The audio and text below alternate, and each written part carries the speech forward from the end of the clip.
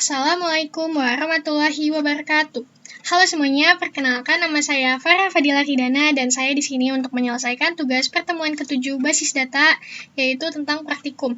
Nah, untuk kali ini saya akan membuat praktikum mengenai pembuatan relationship dalam transformasi desain data dan juga mengenai pembuatan transformasi IR diagram. Nah, yang pertama akan kita lakukan yaitu membuat relationship dalam transformasi desain data. Nah, hal yang pertama harus kita lakukan adalah membuka aplikasi MySQL Workbench-nya terlebih dahulu, hingga muncul layar seperti ini. Lalu setelah muncul, kita buat foldernya nih dengan cara klik database, lalu connect to database, lalu klik yang lokal, lalu klik OK, lalu setelahnya isi password yang telah kita pilih saat awal pendownloadan dari MySQL ini sendiri. Nah, lalu setelah itu akan muncul layar sebagai berikut. Nah, lalu karena kita ini ingin membuat relationship dalam transformasi desain data, maka kita akan membuat beberapa tabel nih, agar bisa memiliki relationship atau hubungan antar tabelnya ini sendiri. Nah, di sini saya akan membuat sekitar 3 atau 4 tabel. Nah, yang pertama kita buat dulu nih database-nya dengan menggunakan syntax create database. Nah, lalu kita isi nih, misalkan nama database yang kita mau, misalkan saya isi dengan pekerjaan, lalu titik koma. Untuk eksekusinya kita klik Ctrl Enter atau simbol petir ini.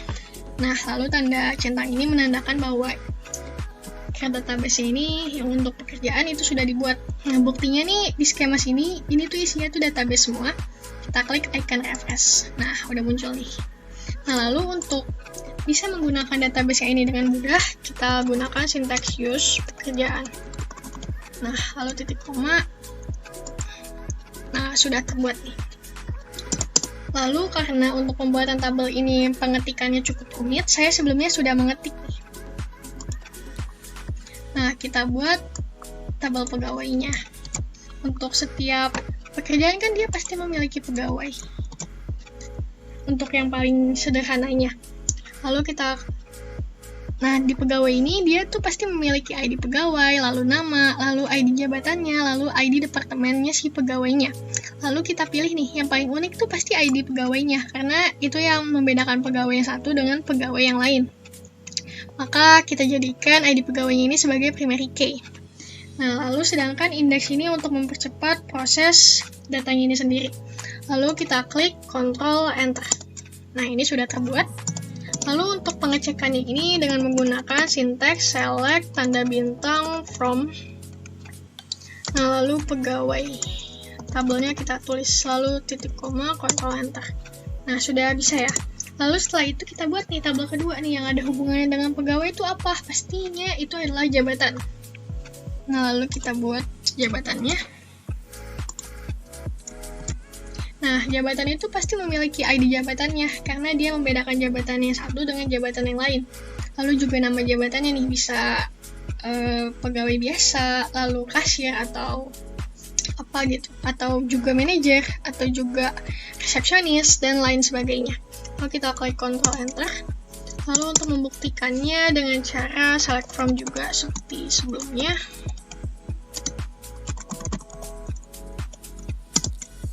Nah, sudah terbuat ya. Lalu setelah ada pegawai, lalu juga ada jabatan. Nah, lalu apa lagi nih? Tadi sebelumnya ada departemennya nih. Yang lebih tinggi lagi nih. Sebelumnya saya sudah buat, tinggal kita kopas aja.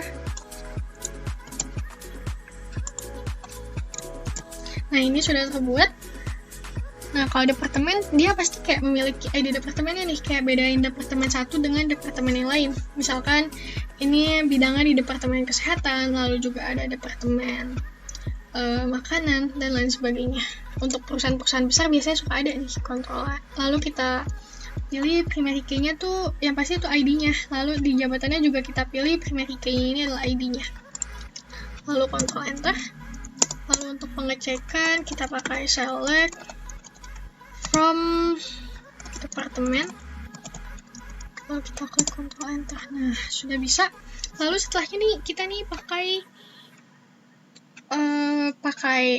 penghubungnya nih dengan cara alter query.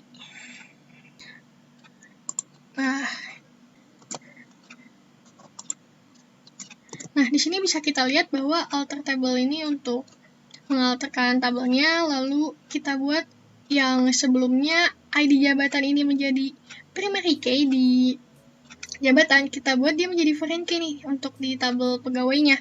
Lalu juga di ID departemen yang sebelumnya di tabel departemen yang sebelumnya menjadi primary key, kita buat dia menjadi foreign key untuk di tabel pegawainya. Lalu kita klik Ctrl Enter nih. Nah, ini udah selesai nih, sudah terbuat hubungan relationship antar tabelnya.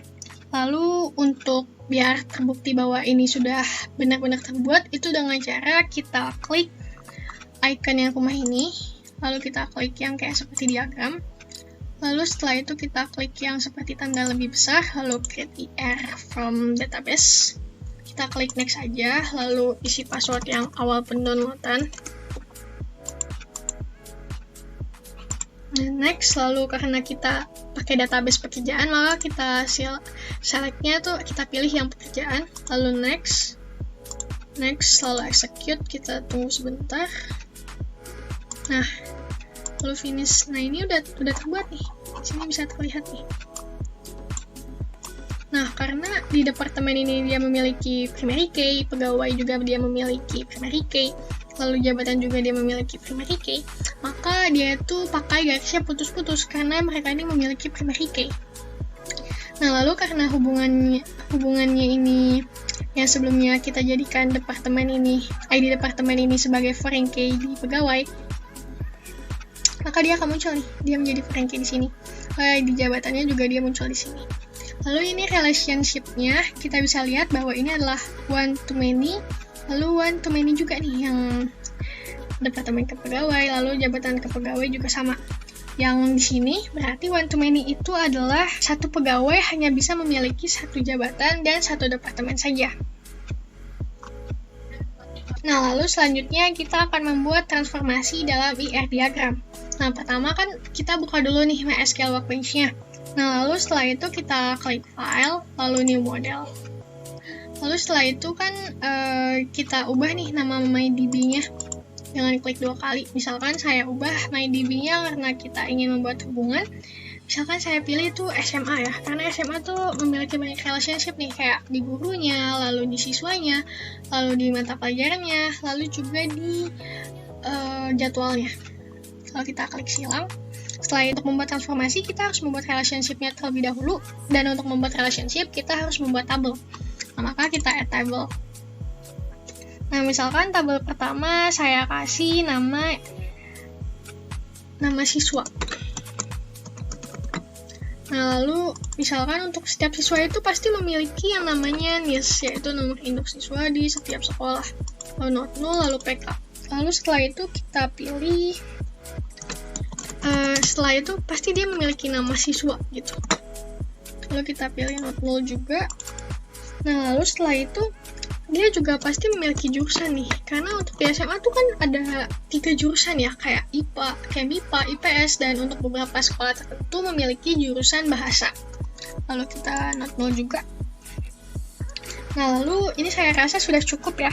Nah, lalu kita klik silang. Nah, lalu setelah kita add table siswa, kita selanjutnya add table mata pelajaran. Nah, untuk mata pelajaran sendiri, dia nih memiliki kode mapel ya. Kayak biar bisa ngebedain seperti matematika minat, matematika wajib, biar nggak banyak yang bingung juga gitu. Terus kita jadiin primary key, lalu not null juga. Lalu setelah kode mata pelajaran, yang pasti ada nama mapelnya nih. Lalu setelah selesai nama mapel, kita pakai NUPTK. NUPTK ini adalah kode kayak nomor guru gitu. Nah, nomor guru itu dia pakainya integer nih. Nah, udah selesai gini, kita klik silang.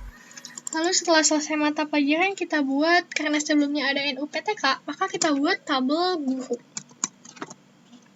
Yang pasti isinya yang pertama tuh NUPTK, lalu not null primary key. Nah, selesaiin UPTK, kita isi dengan nama guru dong ya. Itu pokoknya nggak boleh lupa gitu. Nah, udah selesai gitu, kita klik silang lagi, lalu add table lagi. Yaitu kita pilih dengan tabel terakhir nih, yaitu dengan jadwal. Karena siswa tuh pasti terikat banget gitu dengan yang namanya jadwal. Nah, lalu di jadwal itu ada yang namanya NIS, lalu juga ada yang namanya salah. Ini aturan kode jadwal.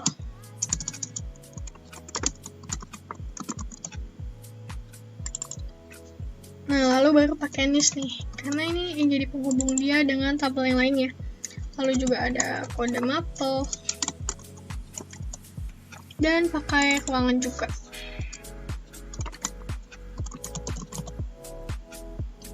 Nah, ini kita klik-klikin aja nih not-nya. Nah, lalu kalau jangan lupa nih, NIS itu adalah integer. Lalu kode mapel juga dia integer karena dia angka. Sedangkan ruangan nih ya bisa bervariasi ya. Biasanya suka ada tuh kayak ruangan A1 atau A2 gitu. Terus kita klik silang. Nah, lalu untuk biar kita buat ada hubungannya, maka kita klik add diagram. Nah, lalu setelah muncul layar seperti ini, kita klik katalog tree-nya nih, yang tabelnya kita klik nih. Nah, udah muncul, maka kita geser-geserin aja nih. Ada guru, lalu juga jadwal, lalu setelahnya ada mata pelajaran, dan yang terakhir ada siswa. Ini tinggal kita rapi-rapiin aja nih. Nah, untuk menambahkan hubungan, kita tinggal klik yang ada di sini aja nih. Relationship-nya bahwa satu guru tuh hanya bisa memiliki satu mata pelajaran aja. Misalkan contohnya Pak Budi. Misalkan Pak Budi tuh hanya bisa ya ngajar fisika aja. Dia nggak bisa ngajar mata pelajaran matematika gitu. Lalu sedangkan untuk mata pelajaran, dia nih bisa memiliki banyak guru nih, misalkan untuk guru di kelas 1-nya, lalu di kelas 2-nya, lalu di kelas 3, maka dia pakai one to many. Nah, lalu sedangkan untuk siswa, dia hanya bisa memiliki satu mata pelajaran aja gitu. Misalkan untuk fisika ya dia fisika aja gitu. Tapi kalau untuk misalnya satu fisika, dia bisa dimiliki oleh banyak siswa. Jadi dia juga one to many.